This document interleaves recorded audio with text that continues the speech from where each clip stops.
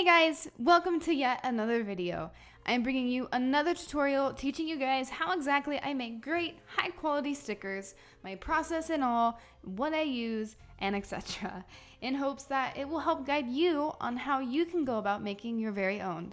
Let's get started. So obviously you're going to need a design for your sticker. Chances are you've already got a cute or cool one whipped up and are ready to translate it into a beautiful sticker to sell to your audience at a convention or in your own online shop. Regardless, make sure your file size is specific on what its dimensions are. Usually, digital artists especially, size their image based on pixels. When making stickers, however, I highly recommend that you actually base your image size on inches rather than pixels. This is so that you know how wide and tall your sticker will be. Sticker sizes are very important because this is what will ultimately determine how many stickers you will be able to fit on each sheet when printing them, how much you're going to charge for them each, and what kind of packaging stuff you're going to need to get. Your sticker can be as small or large as you'd like, as long as it will fit on a letter-sized sticker sheet. If you're wanting to know how much you should charge based on handling and sticker size, this tutorial will not be covering such subjects. However, I have some great and helpful resource links that I will be providing in the description below for your convenience.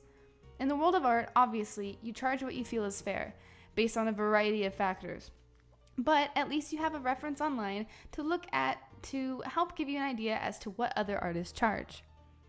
Okay, getting back on topic. So, you've got a cute sticker design or sticker designs all finished up and are ready to print out.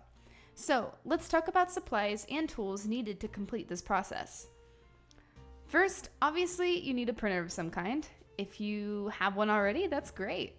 It doesn't have to be top tier, overly expensive, or of pristine quality. It just needs to be decent and efficient. I myself use a Canon MG6820. Do your research and get a printer that works best for you and your needs. Secondly, you're going to need sticker paper. This is the most important part of making stickers, as the sticker paper you buy determines its quality. I get mine from Amazon. It's called Inkjet Vinyl Self-Adhesive Gloss from Photo Paper Direct. This brand is great because it's high quality without being the highest price on the market. And no, I'm not sponsored. I prefer gloss, but if you want matte stickers instead, they tend to be slightly more affordable and work perfectly great too. Notice it says on here that it's compatible with all inkjet printers. Pay attention to this when selecting and purchasing your sticker sheets because there is a huge difference between inkjet printers and laser printers. Know which one you have and select your sticker sheets accordingly. This specific sheet I'm showing here is also letter size, meaning it's just 8.5 by 11, and it includes 20 sheets. Now, 20 sheets may not seem like that much, but unless each of your stickers are the size of a newborn puppy, you're gonna be able to print multiple stickers on each sheet to get the most bang for your buck.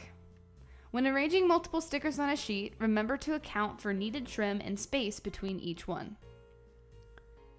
Next thing you'll need in terms of tools is something to cut with.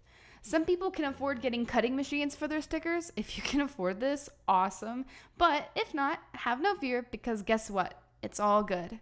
So you have options. Some people prefer to use more precise cutting tools such as an X-Acto knife. Others prefer the simplicity of using a regular old pair of scissors. X-Acto knives are a little difficult to use and get the hang of, but are great for really tiny or precision cutting. I'm a scissor kind of gal myself, so again, use what you're most comfortable with and what is best for the type of sticker designs you will be cutting out. Sometimes when you print your stickers out and the edge of your topmost or bottommost part, depending on your print settings and sticker sizes, can get cut off a little bit. While this isn't ideal, as long as it's not detrimental or severe, you can either sell these stickers at clearance price or include these little rejects as freebies, or you can just, throw them away. But I don't know, man. I always encourage people not to waste, especially when you invested in premium sticker paper. While there are some exceptions, 9 times out of 10, you will find that most stickers, regardless if they were handmade or commercially manufactured, they will have a thin or thick white space between the edge and that of the actual sticker design. Similar to how art prints look more professional when they have a white border trim around the edges, the same concept applies to stickers. If you don't personally like the look of this, you don't have to. To each their own, but personally, I enjoy the professional look the white trim around the design gives. When you're cutting your individual stickers out, remember to take your time and do not rush. Cutting out stickers yourself is admirable, but can become easily taxing to your wrist and hands. Listen to your body and take breaks if needed. The slower you cut and allow your wrist and hand to glide among the trim of each sticker, the more smooth your cut will be. This is why I say do not rush, because you really want it to look as great as possible. And remember, there will be slight variations between each sticker when they're handmade. So this means don't freak out if there are slight variations between each sticker. This is normal. You are not a machine. As long as they are similar, it's all good. If, after cutting one out, you want to trim off a little piece here and there, please do so. Any abnormally rigid or pointy edges where it should be smooth and straight can be corrected as well by carefully gliding the blade or scissors. Now that you've got your stickers all printed out and cut out, the last thing you need to do is find little clear bags or slips to place your stickers safely in. There are a plethora of options on Amazon or similar websites, so get whatever you want. Just make sure that your stickers will actually fit in them.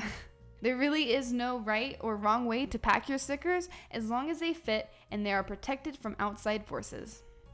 They can be as plain looking as you want, or you can go that extra mile and make your own sticker labels. Print those little suckers out on matte photo paper, fold them in half, and staple them to the top of any stickers or sticker packs and sheets you are selling.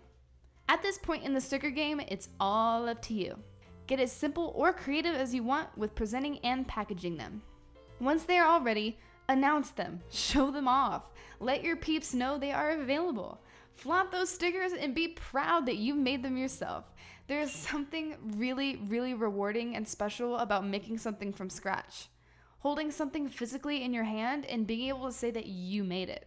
So relish in this and be happy at the little victories. So there you go.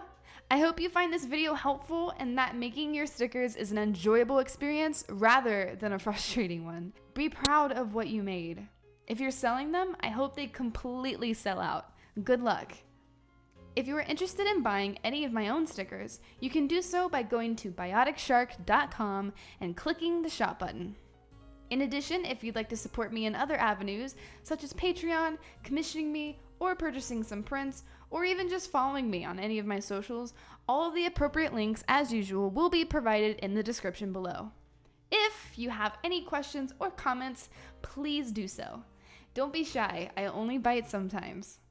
Also, of these 4 stickers I made in the video, let me know which one is your favorite. I'd love to know. Take care everyone, and I'll see you on the next video.